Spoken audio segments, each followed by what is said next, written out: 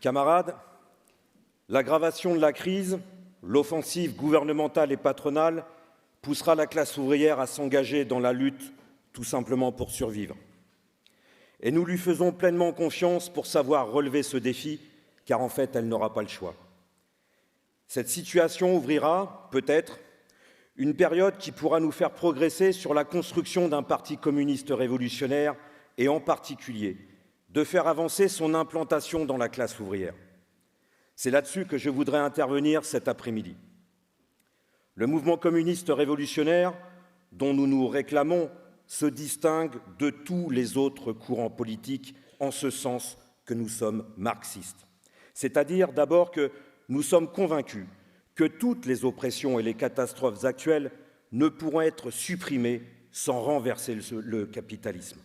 Et d'autre part, que la seule classe sociale qui a la capacité de le faire, c'est la classe ouvrière. La fin du capitalisme ne peut venir que d'une révolution dont les travailleurs seront le moteur et la direction politique.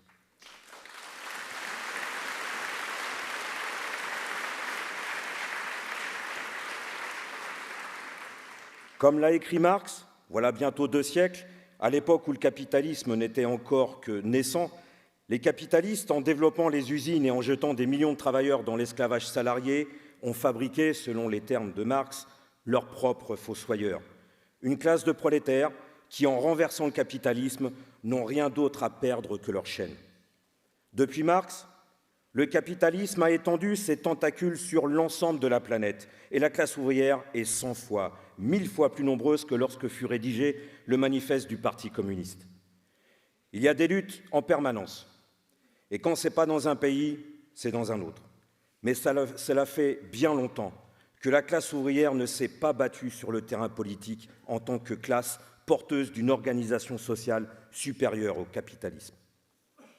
En France, cela fait bien des années, pour ne pas dire des décennies, que l'on n'a pas vu de grands mouvements sociaux. Et ceux qui se sont produits en 1936 ou en 1968 ont été détournés par des directions réformistes ou staliniennes de toute possibilité de développement révolutionnaire.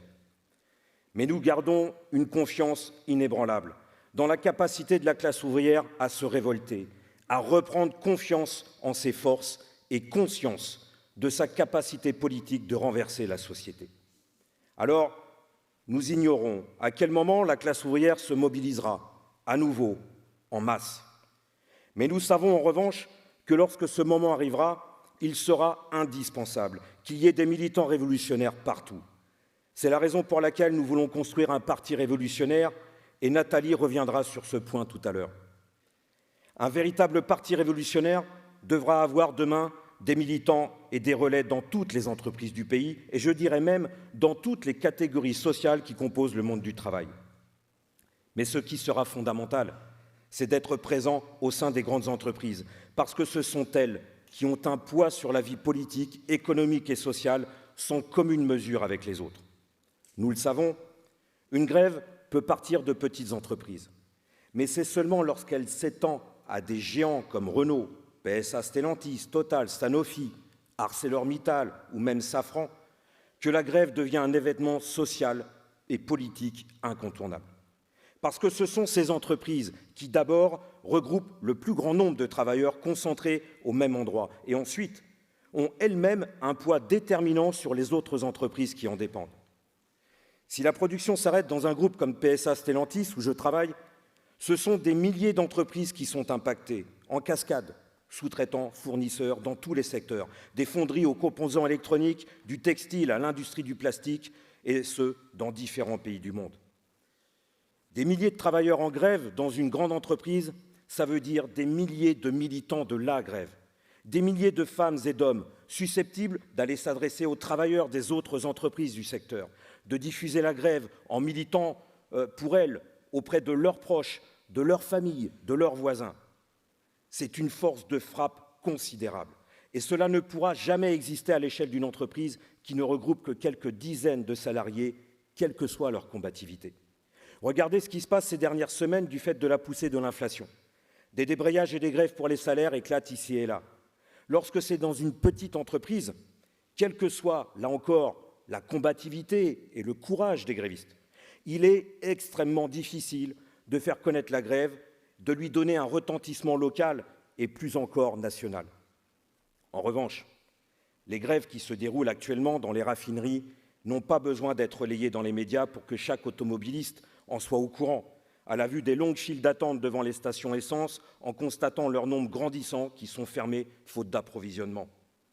Le simple fait que les travailleurs d'une partie seulement des raffineries du pays soient en grève pour les salaires contribue de la meilleure manière qui soit à la propagande auprès du reste des travailleurs qu'il faut se battre pour imposer des augmentations de salaire.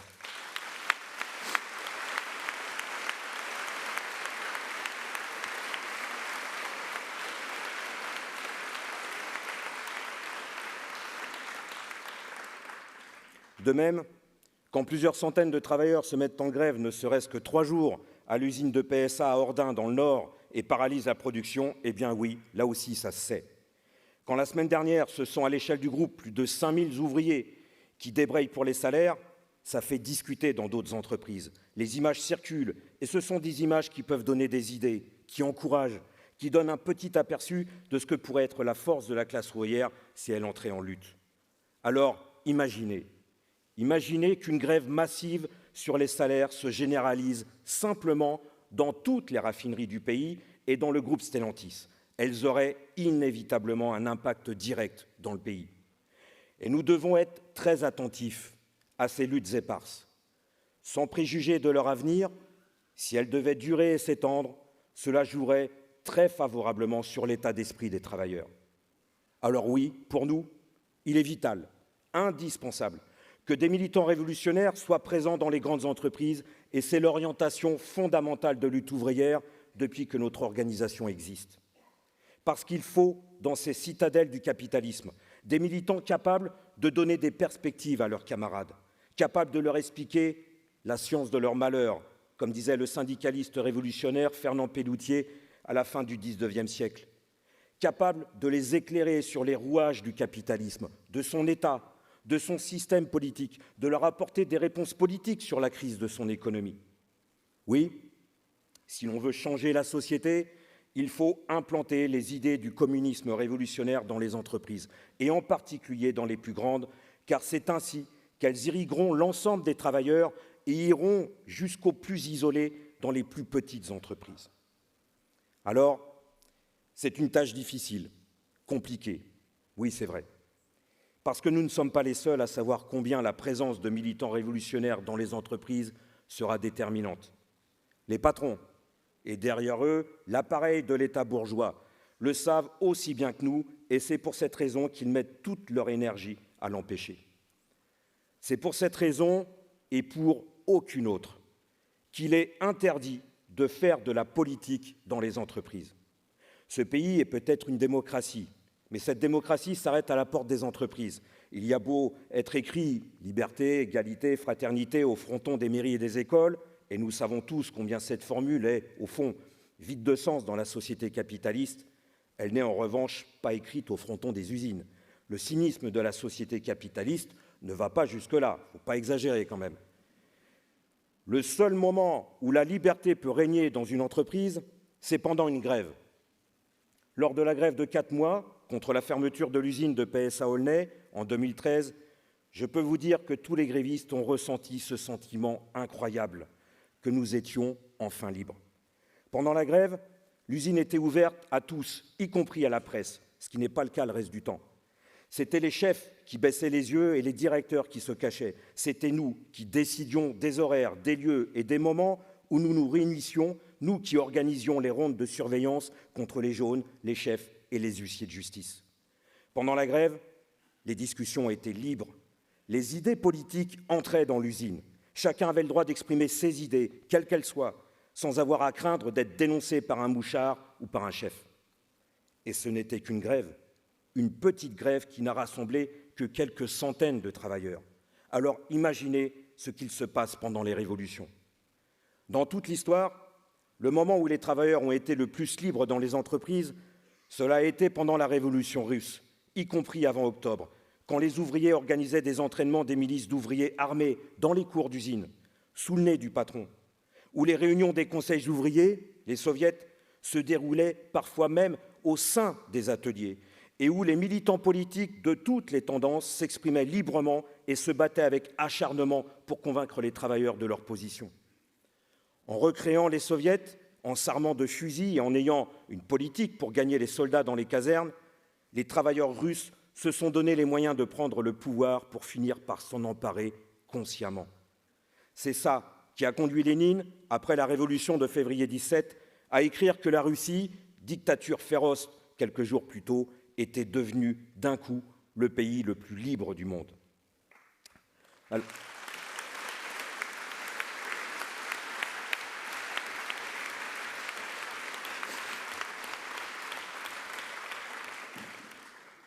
Alors aujourd'hui, évidemment, nous n'en sommes pas là. La bourgeoisie est toujours aux commandes et toujours suffisamment forte pour empêcher par tous les moyens les travailleurs de discuter entre eux sur leur lieu de travail, c'est-à-dire là et quand ils sont tous rassemblés. En faisant ça, les patrons et leurs ribambelles de chefs, de contremaîtres et de directeurs font leur travail, ni plus ni moins.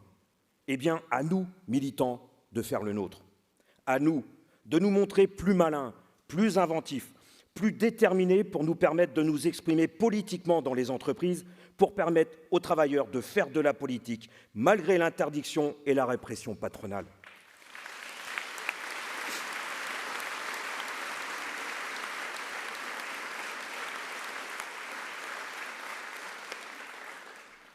C'est la raison pour laquelle, par exemple, nous cherchons à éditer partout où nous sommes une presse d'entreprise, ce que nous appelons nos bulletins. Or, certes, c'est une presse modeste. La plupart du temps, une simple feuille recto verso, quinzomadaire, avec d'un côté un éditorial politique et de l'autre une série de petits articles dénonçant ce qui se passe dans l'entreprise du point de vue communiste révolutionnaire. Mais même modeste, il s'agit bien d'un journal politique qui entre et qui circule dans les entreprises par tous les moyens possibles, en contournant toutes les interdictions mises en place par les patrons pour tenter de les empêcher. C'est une petite brèche que nous ouvrons dans la dictature patronale, mais c'est surtout une possibilité aux militants de s'entourer de travailleurs, de les organiser, de constituer un réseau dans l'entreprise autour de la diffusion des idées communistes révolutionnaires et à la barbe du patron. Et il est arrivé un bon nombre de fois que des groupes aussi énormes que Renault ou Safran, par exemple, saisissent un tribunal pour essayer de faire cesser l'apparition de ce petit tract recto verso. Comme quoi, il faut croire qu'eux aussi, les patrons, ils sont tout à fait conscients que, comme disait Marx, les idées peuvent devenir une arme quand elles s'emparent des masses.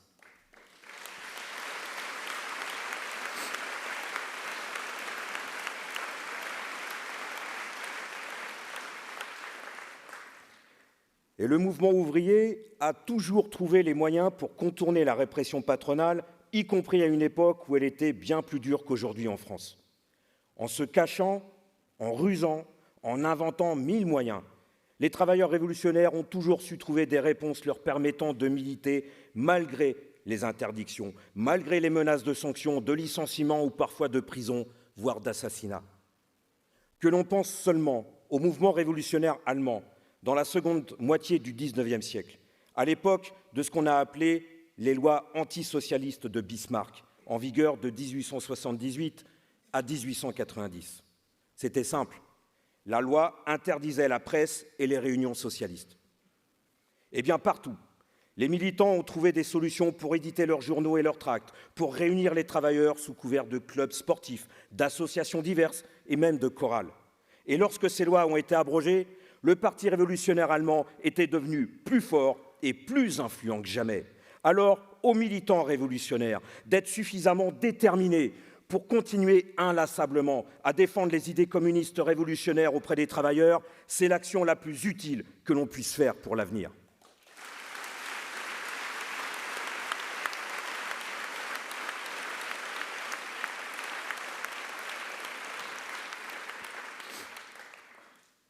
Car en plus de trouver devant eux les patrons pour tenter de les empêcher de faire de la politique, les militants révolutionnaires doivent faire face à une autre difficulté. Je veux parler du rôle néfaste des bureaucrates syndicaux. Je ne parle pas seulement de ce qui se joue en ce moment au sein de la CGT avec les manœuvres de la Fédération de la métallurgie pour se débarrasser du syndicat CGT de PSA Poissy et pour tenter de désorganiser les syndicats CGT du groupe Stellantis. Cette affaire n'est qu'un énième épisode de quelque chose de bien plus profond, de bien plus ancien. Les appareils syndicaux sont bel et bien devenus, et depuis longtemps, des adversaires du mouvement ouvrier.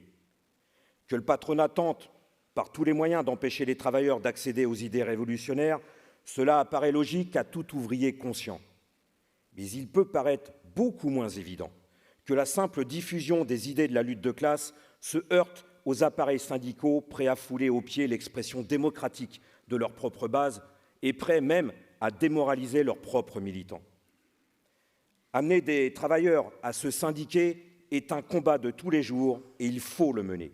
Mais pour que les syndicats soient une arme de combat aux mains des travailleurs contre le patronat, il faut que les syndiqués, à la base, choisissent librement leurs dirigeants et puissent les contrôler. Il faut des organisations syndicales non seulement combatives, mais démocratiques.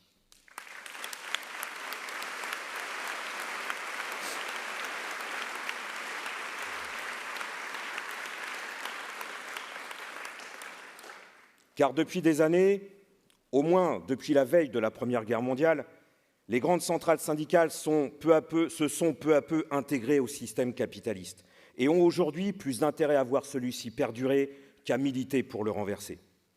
Les chefs syndicaux sont devenus les lieutenants de la bourgeoisie au sein de la classe ouvrière. La formule est de Léon Trotsky, ce qui montre que cela ne date pas d'hier. C'est la bourgeoisie qui, au fil du temps, a appris à se servir des appareils syndicaux et à en faire son instrument. Alors que les syndicats étaient, à l'origine, des organisations de combat et de lutte de classe, la bourgeoisie a su apprivoiser ses chefs, à en faire non plus des adversaires, mais des partenaires adeptes du dialogue social plutôt que de la lutte de classe. Elle leur a offert d'être ses interlocuteurs uniques. Elle les a achetés matériellement, mais surtout politiquement et moralement. Elle a ainsi rogné les griffes des centrales syndicales et appris à les tenir en laisse. Elle les a transformés finalement en pompiers des explosions sociales qui ont en fait aussi peur des luttes d'ensemble de la classe ouvrière que le patronat lui-même. La mission des bureaucrates syndicaux, c'est d'essayer de convaincre les travailleurs que le seul terrain où se joue le rapport de force entre patrons et ouvriers, ce sont les réunions de négociation avec le patronat et l'État, les comités d'entreprise, les organismes paritaires et autres dispositifs mis en place à la fin de la Seconde Guerre mondiale pour acheter la paix sociale. Leur mission, surtout, c'est de marteler que ce sont eux, les chefs syndicaux, qui doivent se charger de la défense des intérêts du monde du travail et certainement pas les travailleurs eux-mêmes. Ils se sont peu à peu transformés au mieux en avocats des travailleurs chargés de les défendre, mais surtout pas de leur apprendre à se défendre eux-mêmes. Mais ça ne fonctionne efficacement qu'en période de calme social.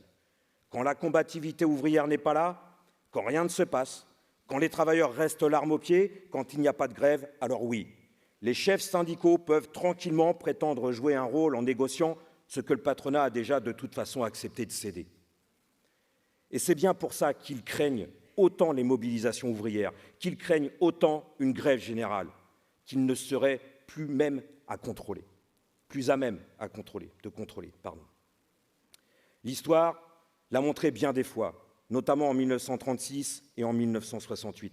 Lorsque la lutte des classes reprend ses droits, lorsque les grèves se développent et s'étendent, les appareils syndicaux se retrouvent toujours de l'autre côté de la barricade et mettent tout leur poids pour faire cesser les grèves et reprendre le contrôle. Alors, il ne faut pas s'en étonner. D'abord parce que c'est leur rôle. C'est à cela qu'ils servent aux yeux de la bourgeoisie et de l'État. Et c'est dans cette seule perspective que ceux-ci dépensent tant d'argent pour les entretenir. Les chefs syndicaux jouent un rôle de gardien de la paix sociale. S'ils échouent, s'ils se retrouvent dans une situation où les travailleurs prennent en main leur propre sort, sans eux et contre eux, ils ne servent plus à rien aux yeux des capitalistes, ce qui équivaut pour eux à la mort sociale.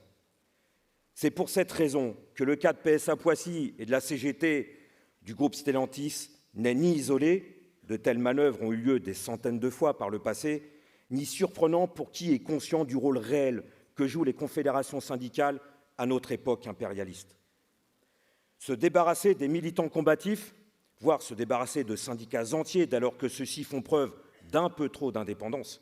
C'est finalement une question de survie pour ces appareils syndicaux intégrés jusqu'à l'os dans la gestion de l'appareil d'État bourgeois. Alors, se battre pour faire vivre la démocratie ouvrière dans les syndicats doit être un combat essentiel pour les révolutionnaires. Pas une démocratie de façade, pas une démocratie fantoche, mais la véritable démocratie ouvrière, celle qui consiste à faire en sorte que ce soit toujours la base qui décide. C'est le principe même de notre activité militante dans les entreprises, et ce pour une raison simple. Nous militons pour que demain, ce soit les travailleurs qui dirigent la société. Alors il est naturel pour nous de faire en sorte que les travailleurs dirigent déjà leurs propres organisations et demain dirigent leurs propres grèves, par en bas, à travers des comités de grève élus et révocables, et après-demain, dans des conseils ouvriers dont les bureaucrates syndicaux se feront jeter dehors s'ils ne reconnaissent pas les décisions des travailleurs.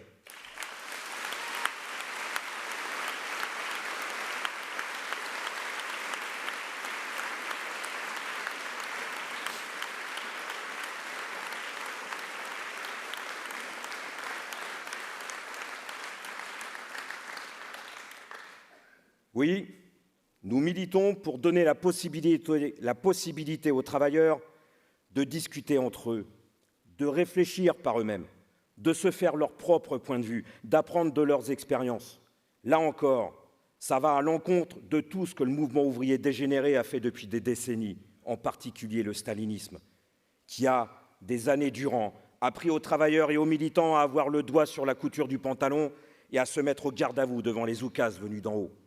Cette façon de concevoir le travail politique et syndical est criminelle. L'émancipation des travailleurs sera l'œuvre des travailleurs eux-mêmes, disait la devise de la Première Internationale. Eh bien, cela commence dans les syndicats qui doivent être une école de la démocratie ouvrière, où les travailleurs apprennent à régler leurs affaires eux-mêmes.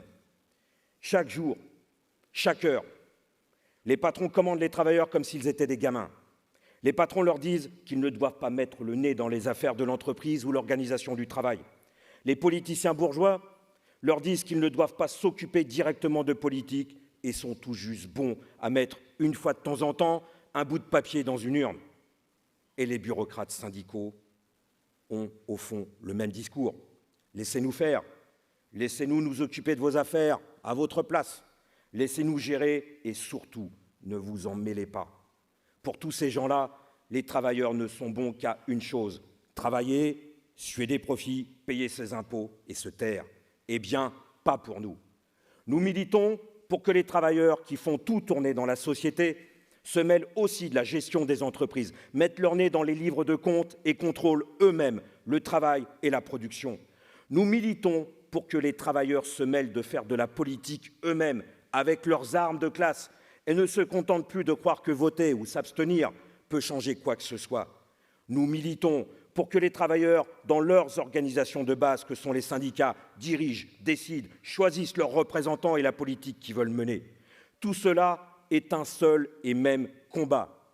La révolution, écrivait Léon Trotsky, c'est, je cite, « l'irruption violente des masses dans le domaine où se règle leur propre destinée ». Eh bien, ça commence avant la révolution.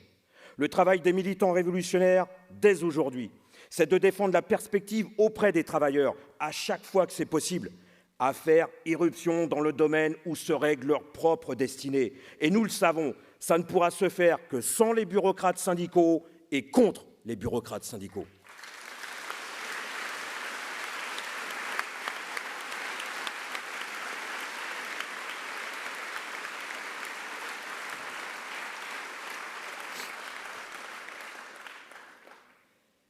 À ses débuts, le mouvement ouvrier s'est battu à mort pour avoir simplement des droits syndicaux. Quand il les a gagnés, le grand patronat s'en est servi pour encadrer et canaliser les révoltes des travailleurs. Exactement de la même façon que le mouvement ouvrier s'est battu pour le suffrage universel avant que la bourgeoisie apprenne à s'en servir pour faire perdurer son ordre pourri comme elle sait si bien le faire aujourd'hui. C'est ainsi, comme l'écrivait Engels, l'histoire du mouvement ouvrier est faite de très rares victoires et d'innombrables défaites. Il ne pourra en être autrement tant que les capitalistes dirigeront la société. C'est pour ça que nous sommes révolutionnaires. C'est aussi pour ça qu'il est nécessaire qu'existe un parti révolutionnaire qui s'approprie tout ce capital politique, toutes les leçons du mouvement ouvrier pour les transmettre aux générations nouvelles. La période que nous vivons sera peut-être très vite marquée par une remontée des luttes. Si ce ne sont pas les révolutionnaires qui donnent une direction politique à ces luttes, ce seront les ennemis des travailleurs qui le feront, comme c'est arrivé tant de fois par le passé. C'est pour cette raison que la présence de militants ouvriers qui se donnent comme objectif l'implantation des idées communistes révolutionnaires dans les entreprises est une nécessité vitale pour aider la classe ouvrière à se battre, y compris et surtout jusqu'à la prise du pouvoir. Alors, camarades, il faut militer. Militer avec persévérance, avec détermination, avec pugnacité, de façon que les travailleurs puissent s'emparer des idées révolutionnaires pour de nouveau ébranler le monde et enfin le changer. Vive la classe ouvrière et vive le communisme.